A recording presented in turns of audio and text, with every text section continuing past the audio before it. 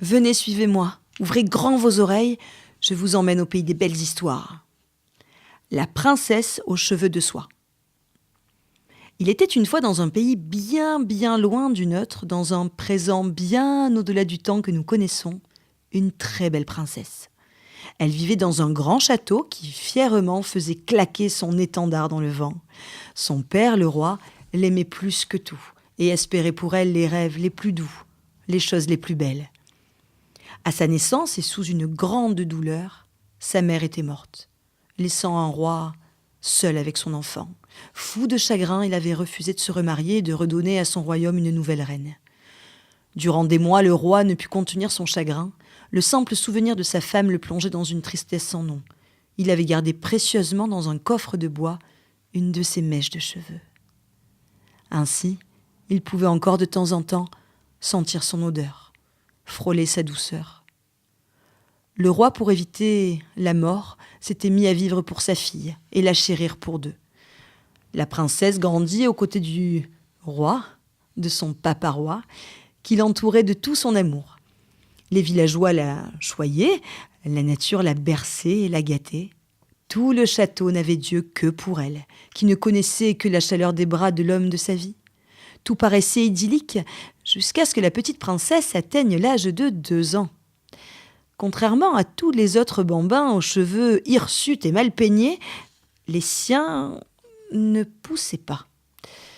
Elle avait bien eu un petit duvet joliment cuivré dans les premiers jours de sa vie, mais ceci après était tombé.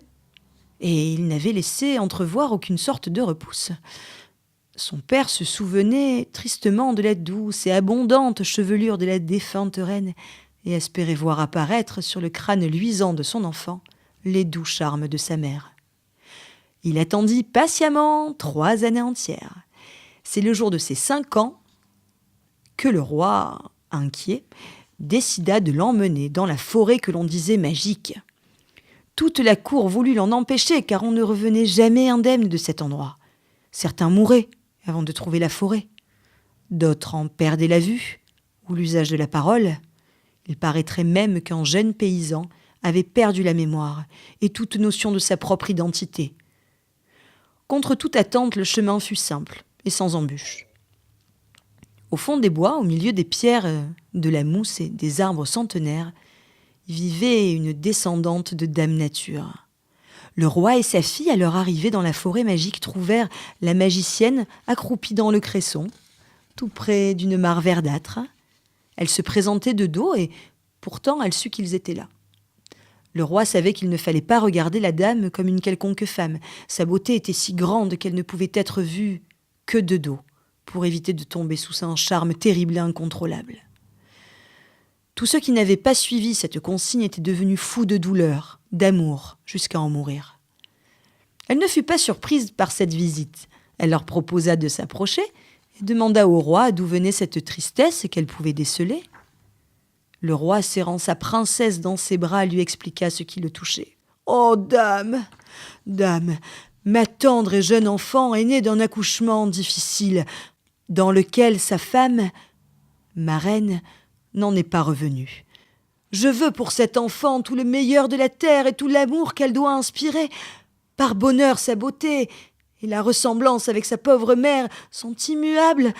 Pourtant, voilà, ses cheveux ne poussent pas. Son crâne reste lisse. Je me souviens encore de ceux de sa mère, ils me rendaient fou. Leur douceur, leur parfum, leur texture sans pareille et la singulière couleur qu'ils arboraient. Ma reine était si belle.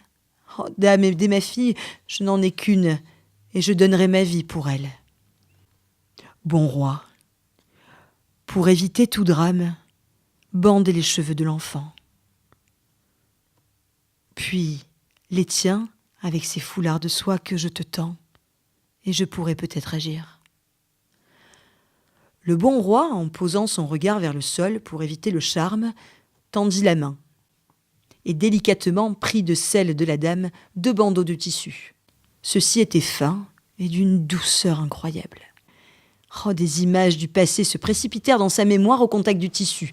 Sans trop comprendre, les foulards lui faisaient revenir le souvenir de sa reine tant aimée. Il noua autour des yeux de sa princesse le premier lien, Et bizarrement, la princesse crut ressentir un bien-être, le bien-être des moments passés bien au chaud dans le ventre de sa mère. C'était incroyable. Puis le roi se banda à son tour les yeux. Ayant mal positionné le foulard, son nez était recouvert aussi. Et là, il crut sentir les cheveux de sa tendre adorée. Le foulard avait exactement la même texture, la même odeur, la même douceur, la même chaleur que la longue et soyeuse chevelure de la reine. Le roi resta muet et ne dit rien. « Alors, bon roi, tout te paraît plus clair maintenant ?»« Mais non, dame, non, madame, répliqua-t-il. Dites-moi tout, je ne comprends pas. »« Voilà, bon roi, j'ai connu ta reine il y a de ça bien longtemps maintenant, bien avant que tu ne saches qu'elle était faite pour toi. Je l'ai rencontrée le jour de ses 5 ans. Elle avait été entraînée jusqu'à moi par son propre père, comme tu le fais avec ta princesse aujourd'hui. Tu ne me parles pas de tes ressentis présents ?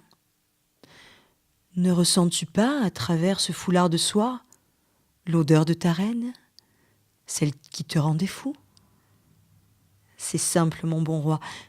La reine avait un secret, celui de ses cheveux, et ta fille porte cette même trace.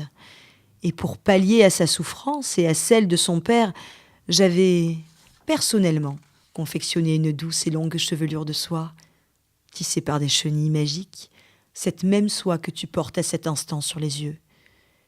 Si tu n'as rien vu, si tu ne t'es douté de rien durant toutes ces années, c'est qu'à l'instant même où je l'en ai coiffée, par ma propre magie, la perruque s'est soudée à elle pour que ses cheveux de soie deviennent les siens. À son retour au château, ta fille arborera la même chevelure que sa mère, car je vous aiderai. Je savais que vous ne deviez pas tarder, alors depuis quelques mois, les chenilles magiques travaillent pour ta fille, comme elles l'avaient fait pour ta reine. Le roi était heureux. Sa fille portait donc le même secret que sa mère, et elle allait enfin avoir la même douceur. En un instant, tout devient très clair. Le chemin de la forêt magique qui s'ouvre et se referme derrière eux, le long voyage et la fatigue inexistante, la dame qui ne fut pas surprise de leur arrivée et surtout l'odeur de la soie identique à celle des cheveux de sa reine.